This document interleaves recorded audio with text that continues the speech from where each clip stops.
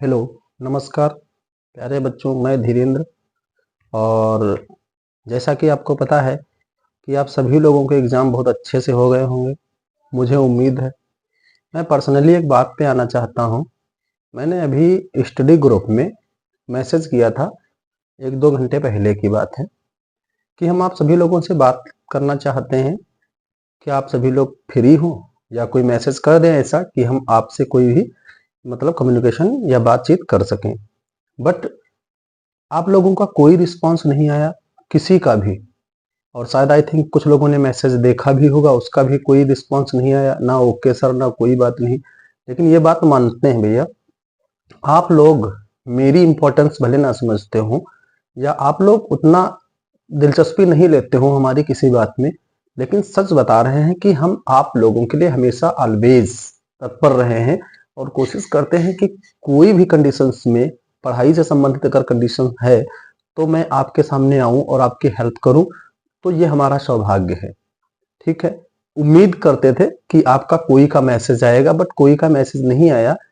क्यों क्यों नहीं आया, आप लोग रीजन समझ सकते होंगे, जो भी कुछ रीजंस रहा हो। लेकिन कोई नहीं, उम्मीद करते हैं। लेकिन हम इस चीज को लेकर के एक्साइटमेंट था कि बच्चे अभी हमसे कॉल करेंगे या मैसेज करेंगे, सर पेपर ऐसा आया, सर पेपर पढ़ाया हुआ आया, सर वैसा आया। लेकिन हमारी एक्साइटमेंट ये धरी की धरी रह गई। किसी से कोई उम्मीद ही नहीं की जा सकती है कि ऐसा कोई कुछ करेगा।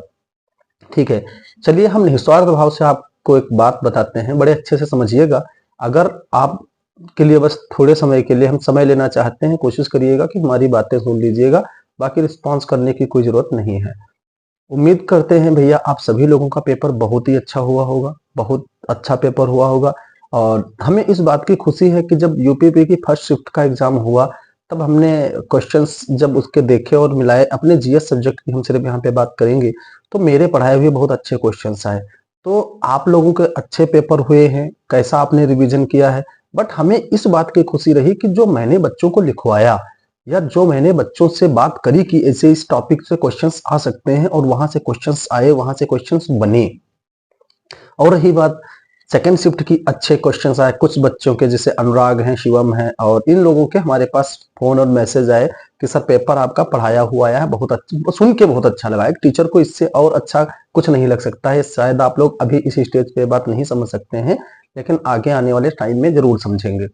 तो आप लोगों ने बताना जरूरी नहीं समझा, बस धीरेन्द्र सर आपके पीछे पड़े रहे कि आपका कॉल आए, आपका मैसेज आए, आपका जैसे भी कुछ हो हमसे कांटेक्ट करें और देखें भाई कैसे आपका मैसेज नहीं आया है, क्या है, यही सब सारी चीजें छोड़िए, इस मैटर को बात करते हैं। ये हम शिकायत ही करते रहेंगे तो बात कब कर पाएंगे। ठीक है, आज सेकंड शिफ्ट का पेपर अच्छा हुआ, फर्स्ट शिफ्ट का थोड़ा टफ आया था, बाकी अच्छा हुआ। उम्मीद करते हैं हमारे प्यारे बच्चे इस बार सिलेक्शन कुछ जरूर ले लेंगे।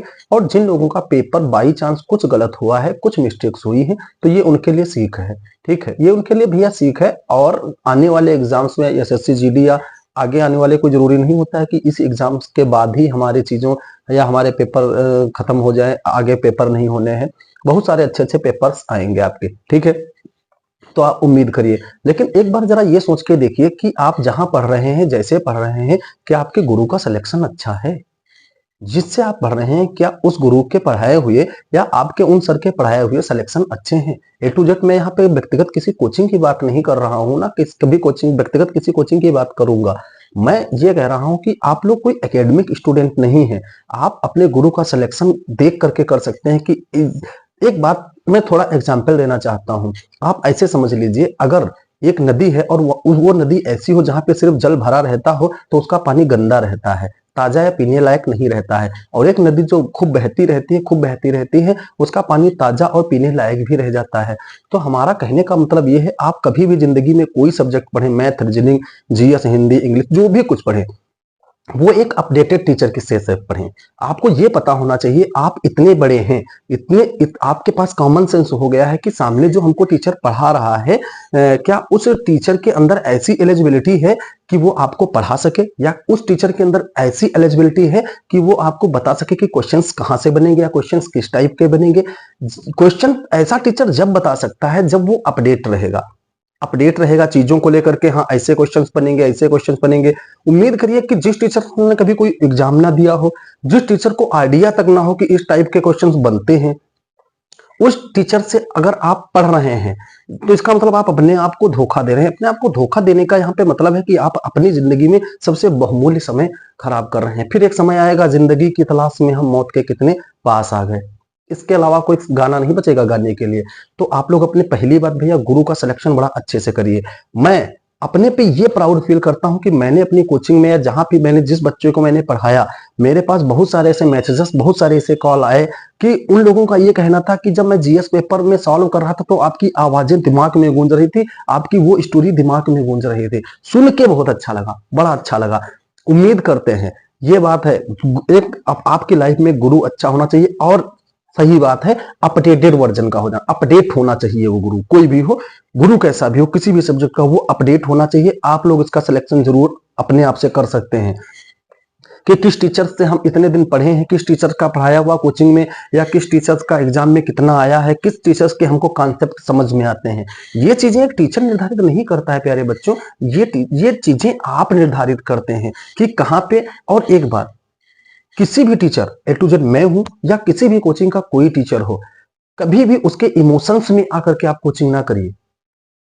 कभी ये ना सोचे कि ये टीचर बड़ा सीधा है, ये टीचर ऐसा है, ये टीचर वैसा है। इमोशंस में आकर के अपने अमूल्य या अपने बहुमूल्य समय को बर्बाद ना करें। ये कोचिंग्स हैं, आज खुली हैं, कल बंद हो जाएंगी, उनसे कोई मतलब नहीं होता है इन कोचिंग से। लेकिन आप अपने समय का निर्धारण करिए, अपने समय को बनाइए और आने वाले एग्जाम्स में बहुत अच्छे तरीके से। जरा ये देखिए कि यूपीपी का जो एग्जाम हुआ है, तो आप यहाँ पे किस सब्जेक्ट से सेटिस्फाई हुए हैं, किस सब्जेक्ट से सेटिस्फाई हुए हैं और किस सब्जेक्ट में आपने क्या स्कोर किया है। क्या कोई इतने 4 सब्जेक्ट में से कोई ऐसा एक सब्जेक्ट था जिसकी स्टोरी आपके दिमाग में चल रही थी? क्या कोई ऐसा सब्जेक्ट था जो पैटर्न उसके गुरु ने बताया, आपके सर ने बताया, वैसा पैटर्न आपके दिमाग में चला था? क्या उस टाइप के कुछ क्वेश्चंस आए, आपने रिवीजन नहीं किया, इट्स योर मिस्टेक।